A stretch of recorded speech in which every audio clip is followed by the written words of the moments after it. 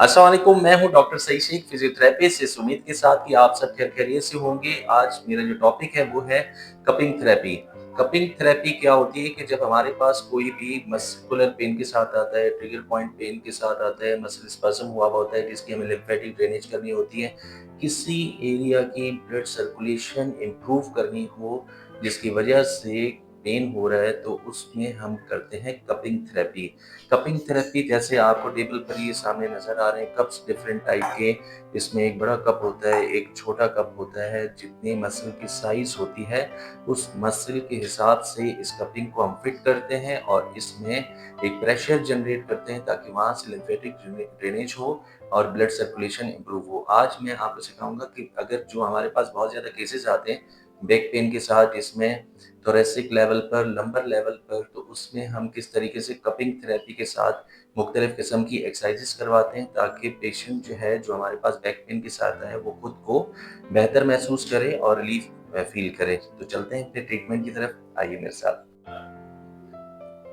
Back आप देख सकते हैं कि इनके जो बैक के मसल्स हैं वो काफ़ी टाइट हुए हुए हैं, सख्त हुए हुए हैं, स्टिफनेस बहुत ज़्यादा है जिसकी वजह से मुझे जो टारगेट इन्वॉल्व करना होगा, टारगेट एरिया, उसमें L3, L4, L5 और लिटिल बिट L2 की भी इन्वॉल्वमेंट मैं रखूँगा। सबसे पहले आप क्या करेंगे, KY जेली का यूज़ करेंगे ताकि स्किन जो है वो रेड ना हो। किसी-किसी की स्किन बहुत सेंसिटिव होती है, तो उस कंडीशन में भी KY जेली काफ़ी इम्पोर्टेंट रोल प्ले करती है और अगर सेंसिटिव स्किन हो भी तो एज़ अ प्रिवेंशन के लिए, प्रिकॉशन के लिए हम ये वाली KY जेली इस्तेमाल करनी बहुत ज़रूरी होती है हमें। आप देखिए, थोड़ी-सी आप KY जेली लगाएँगे।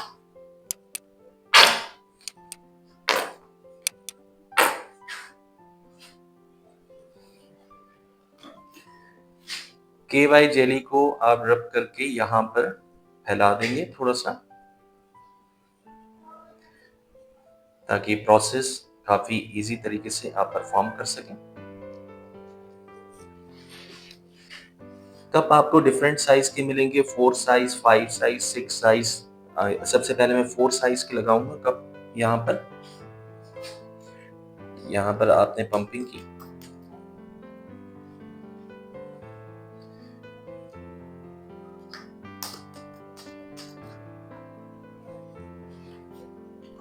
अब ये देख सकते हैं आप, मैं 5 साइज़ की कपिंग इस्तेमाल कर रहा हूँ।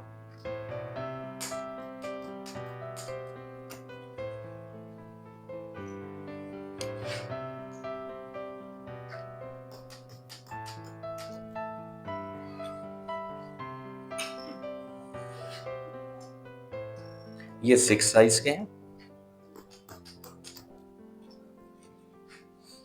जितना एरिया बड़ा होगा उतनी आपके जो कप का साइज़ है आप उसमें इन्वॉल्व कर सकते हैं।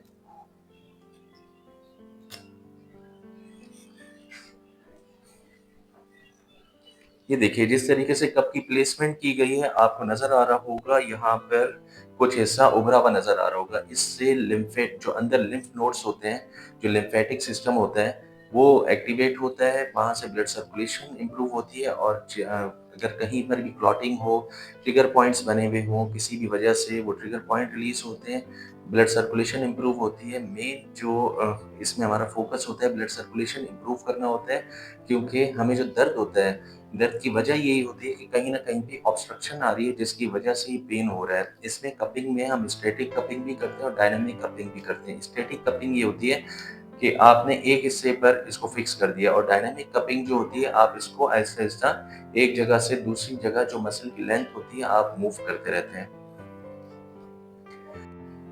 जी। इस तरह से आप कप को अटैच करके स्लो-स्लो एक्सरसाइज कर सकते हैं। स्लो एक्सरसाइज इसमें बैक एक्सटेंशन की एक्सरसाइज मैं करवाऊँगा। आप दोनों हाथों को यहाँ पर रखें और उठने की कोशिश करें आहिस्ता-आहिस्ता, फिर वापस नीचे, फिर दोबारा से ऊपर उठिए, फिर वापस नीचे, फिर ऊपर उठें, फिर वापस नीचे, फिर ऊपर उठिए, फिर वापस नीचे।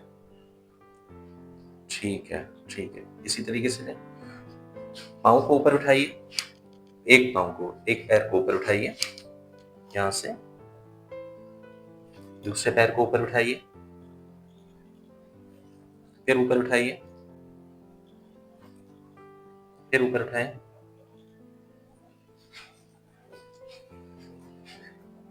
डिपेंड करता है कि पेशेंट को पेन किस तरीके से हो रहा है, आपके असेसमेंट के ऊपर डिपेंड करता है। आप डिफरेंट तरह के टेस्ट करेंगे, पेशेंट से पूछेंगे सीढ़ी चढ़ते हुए आपको पेन हो रहा है, वॉक करते हुए पेन हो रहा है। एक मेरा फ़ोकस होता है विलियम फ्लेक्जन एक्सरसाइज़ेज़, दूसरा होता है मैकेंजी एक्सटेंशन। इसमें मैं एक्सटेंशन पैटर्न अप्लाई कर रहा हूँ। तो आप दोनों में खुद असेस करेंगे, देखेंगे कि तकलीफ़ कहाँ पर होती है और फिर एमआरआई पे डिपेंड करते हैं, एक्स-रे, सीटी स्कैन, ये सब चीज़ें जब आप देखते हैं तो फिर आप तय करते हैं कि मुझे जो है एक्सटेंशन की तरफ जाना है या फ्लेक्शन की तरफ जाना है, एक्सरसाइज़ आप कौन-सा मेथड अप्लाई करेंगे। अच्छा, अब इसमें हम क्योंकि एडवांस टेक्निक अप्लाई कर रहे हैं, वैसे तो हम स्टैटिक भी लगा सकते हैं, लेकिन स्टैटिक के साथ जो मैं मोबिलाइज़ेशन करवा रहा हूँ, ये एडवांस टेक्निक है।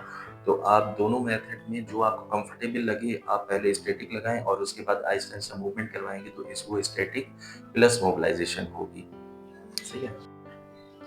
अब इसको मैं रिमूव करता हूँ, रिमूव करने का तरीका ये होगा कि रेड आपको नज़र आ रहा है, जब आप इसको ऊपर करेंगे, तो ये मसल फिर रिलैक्स हो जाएगा। इसी तरीके से दूसरा मैंने ऊपर किया, बड़ा ईज़ी मेथड है इसका। ये देखिए, एक प्रेशर आवाज़ आ रही होगी आपको कि प्रेशर रिलीज़ हुआ। ये जो रेड निशान आपको नज़र आ रहा है, इसमें परेशान होने की कोई ज़रूरत नहीं है, ये बहुत ही टेम्परेरी होता है और आहिस्ता-आहिस्ता खुद ही फिर ये थोड़ी देर के बाद हट जाएगा।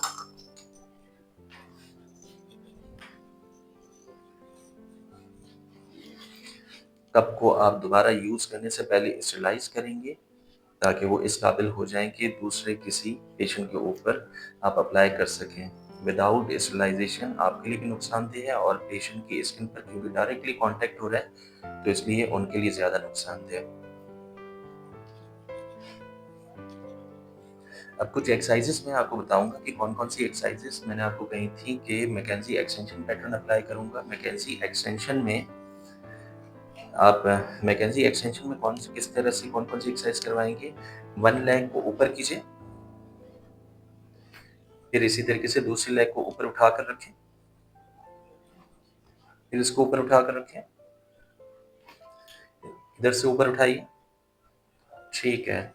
अब दोनों हाथों को पीछे रखें, यहाँ पर अपने आप को ऊपर उठाइए, होल्ड करके रखें, फिर वापस नीचे।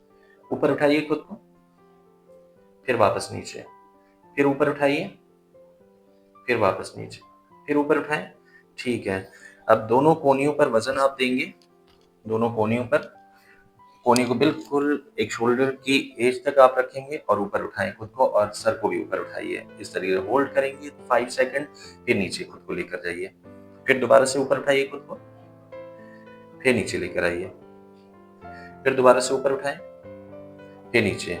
अब दोनों हाथों को इस तरीके से रखें और अपने आप को जितना आप ऊपर उठा सकते हैं, उतना ऊपर उठाएँ। एल्बो कोशिश करें स्ट्रेट रहे, फिर सीधा करें खुद को।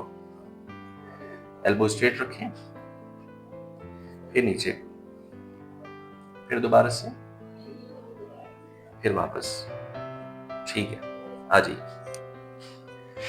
4 इनिशियली आप 4 एक्सरसाइज़ेज़ ये करवाकर और डायनामिक कपिंग ये क ड्राई कपिंग जो है वो आप इस्तेमाल कर सकते हैं, कपिंग थेरेपी का आप इस्तेमाल कर सकते हैं। इसके बाद मैं आपको बताऊँ कि आहिस्ता-आहिस्ता आप अपनी एक्सरसाइज़ेज़ जो है वो इंक्रीज़ कर सकते हैं। पोस्चर का इम्पोर्टेंट ख़्याल रखें।